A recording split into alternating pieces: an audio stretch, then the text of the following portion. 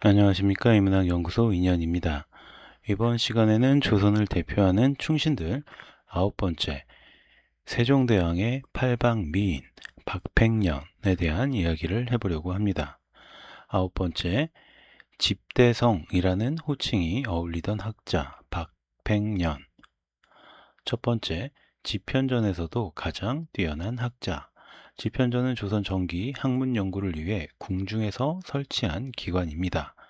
집현전은 학문 연구 기관으로서도 도서의 수집, 보관, 이용 기능, 그리고 학문 활동의 기능, 국왕의 자문에 대비하는 기능 등을 가지고 있었기 때문에 다수의 우수한 학자를 배출해서 설치 목적에 적합하게 구성이 되어 있었죠. 당연히 당대를 대표하는 지성인, 천재, 영재들이 바로 여기에 모여 있었고요. 그 중에서도 단연 돋보였던 인물이 바로 박팽년이었습니다.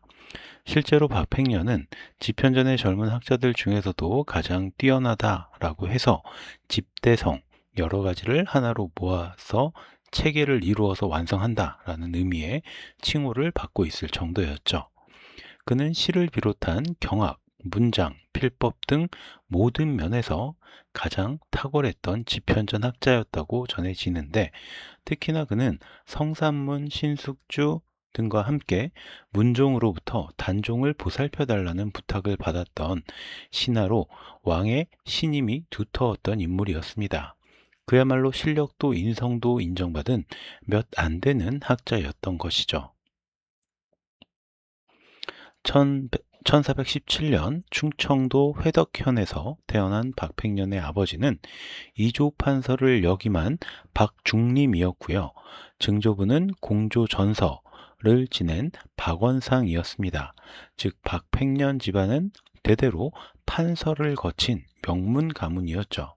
이런 집안 내력을 물려받은 덕분인지 박팽년은 1434년 17살 나이에 알성 문과에 25명 중 9등으로 급제를 하였고 1442년 21살의 젊은 나이로 사가독서, 유능한 인재를 양성하기 위해서 젊은 문신들에게 관청에서 근무하게 하는 대신에 원하는 곳에서 학문에 전념하게 만들었던 휴가제도를 선발이 되어서 삼각산 진관사에서 공부를 하기도 했다라고 합니다.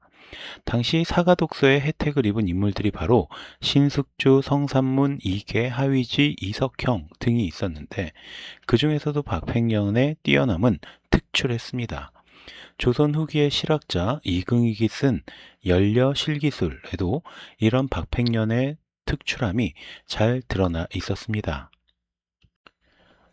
성산문은 문장이 호방하나 시에는 모자랐으며 하위지는 대책문과 상소는 잘 지어도 시는 지을 줄 몰랐고 유성원은 타고난 재주로 학문을 일찍 성취하였으나 견식이 넓지 못하였으며 이계는 문장이 맑고 탁월하였고 시도 역시 정묘하고 뛰어났으나 동료들은 모두 박팽년을 집대성이라고 칭하니 그의 경술과 문장 필법이 모두 훌륭한 것을 말하는 것이다.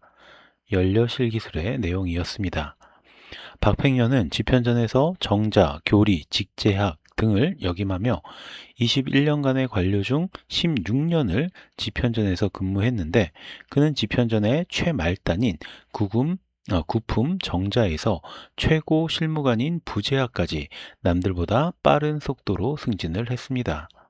게다가 문종과 단종이 각각 세자로 있을 때 이들의 교육을 담당하였고 단종 때에는 경영관으로 활약을 했습니다.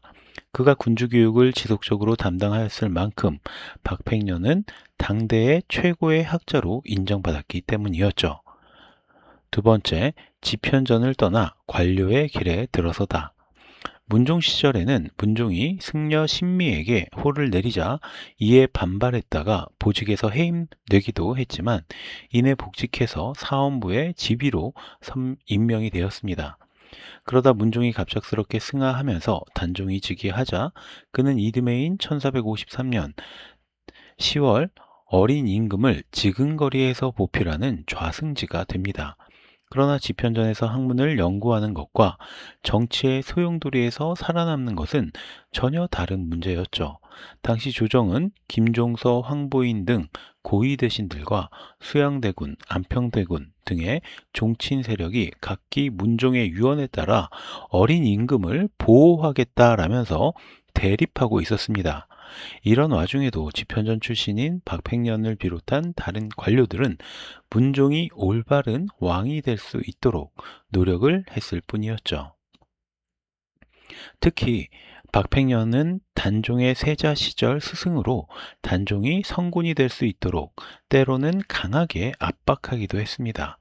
좌승지가 되어 단종의 곁에서 보좌할 때 경상도 관찰사 이승지가 비파를 진상하자 박팽년은 정례적으로 바치는 박물 이외에 사적으로 진상하는 선물을 받아서는 안 되며 심지어 놀이 도구로 쓰는 악기를 받는다는 것은 있을 수가 없는 일이라며 비파를 돌려줄 것을 강력하게 주장했고 단종 역시 그의 말이 옳다라고 여겨서 그대로 따랐습니다. 또한 단종이 활쏘기에 재미가 들려 경연을 중지하는 등 학문을 소홀히 하자 이를 강력하게 비판하기도 하였죠.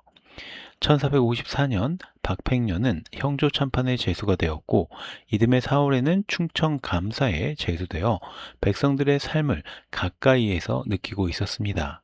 그런데 이때 수양대군이 계유정난을 일으켜 조카의 왕위를 힘으로 빼앗는 사건이 발생을 했죠. 이 일로 인해서 세종의 보살핌을 받았던 학자들은 세종, 문종, 단종으로 이어지는 정통성이 있다라고 여겼습니다. 물론 그렇다고 대놓고 반발을 하지는 못했고 내부적인 불만일 뿐이었죠. 그러다 세조가 언노를 봉쇄하며 자신이 왕위에 오르는 데에 공을 세운 소수의 측근들에만 의지를 한 채 포갑적인 정치를 시작하자 이들의 불만은 결국 밖으로 터져 나오게 되었습니다. 박팽년을 비롯한 여러 사람들이 상왕으로 물러난 단종을 다시 왕으로 복위시키자라는 계획을 세우게 된 것이죠. 세 번째, 망고의 충신으로 기억되다. 박팽년은 충청감사에서 형조 참판으로 보직이 바뀌어 내직으로 돌아온 때부터 단종의 복위 거사에 참여했습니다. 이들은 1455년 10월 명나라의 책명사가 조선에 오겠다는 통보를 계기로 1456년 6월 1일 창덕궁에서 명나라 사신을 초대해서 연회를 베풀 때에 거사할 것을 계획합니다. 그러나 당일에 세자가 병으로 인하여 연회장에 나타나지 않았고 연회장이 좁다라는 이유로 운검을 세우지 말라고 세조가 명을 내림으로써 사태가 꼬이기 시작했죠. 유흥부를 필두로 한 무신들은 거사를 감행하려고 했지만 성산문과 박팽년 등의 문신들은 다시 기회를 보아야 한다라고 주장하면서 이 둘 사이에 마찰이 생겼고 그렇게 거사가 미루어지자 위기감을 느낀 김질이 장인인 우찬성, 정찬손에게 거사의 계획을 고발하면서 이들의 계획은 수포로 돌아가게 됩니다. 우리 역사 속의 간신들 7번째에서 김질에 대한 이야기도 했었고요. 결국 성산문이 가장 먼저 압송되었고 이후 박팽년, 하위지, 이계, 유성원, 유흥부 등이 모두 붙잡혀 고문을 받다가 사지가 찢겨 죽는 거열형에 처해집니다. 이 과정에서 박팽년은 세조에게 나리라고 칭하며 그의 신하임을 인정하지 않았다고 합니다. 세조가 너는 이미 나에게 신이라고 칭하며 녹을 받아 먹었기 때문에 이 일은 군주에 대한 반란이다 라고 비꼬았죠. 그러자 박팽년은 자신이 충청감사로 있을 때 조정에 올린 장계에는 신이라는 글자를 쓴 적이 없고 받은 녹봉은 하나도 먹지 않고 그대로 쌓아두었다 라고 받아칩니다. 세조가 확인을 해보니까 과연 장계에는 신 대신 거 비슷하게 생겼죠. 비슷하게 생긴 거자를 쓴 거예요. 라는 글자가 있었고 녹봉도 그대로 남아 있었다고 합니다. 박팽년은 이남 이녀를 두었는데 두 아들은 모두 사육신 사건에 연루되어 죽었고요. 그의 손자들도 모두 화를 당하였기 때문에 사실상 역적으로 기록되며 멸문지화를 당했던 겁니다. 따라서 공식적으로는 그의 시신을 거두어 장례를 치른 사람도 정확한 묘소의 위치도 알려져 있지 않습니다. 라이벌 대 라이벌 24번째 계우정난으로 갈라선 두 친구, 이제 성산문과 신숙주에 대한 이야기도 한번 같이 보시면 좋을 것 같습니다. 박팽년을 비롯한 사육신에 대한 복권과 추승 작업은 조선 후기에 본격화되어 1691년 숙종의 명에 의하여 사육신의 복권이 이루어지고 묘소와 사후에 치제가 베풀어졌습니다. 특히 박팽년은 회덕의 정절서원, 홍주의 노은서원을 비롯한 전국의 여러 서원에 배양이 되었고 사육신 6명의 묘소는 국가의 지속적인 관리와 보호를 받으며 명실상부 조선을 대표하는 망고의 충신으로 사람들의 기억 속에 남게 되었습니다. 자, 이것으로써 오늘 이야기 모두 마치도록 하고요. 저는 다음 시간에 또 다른 이야기로 여러분을 찾아뵙도록 하겠습니다. 들어주셔서 감사합니다.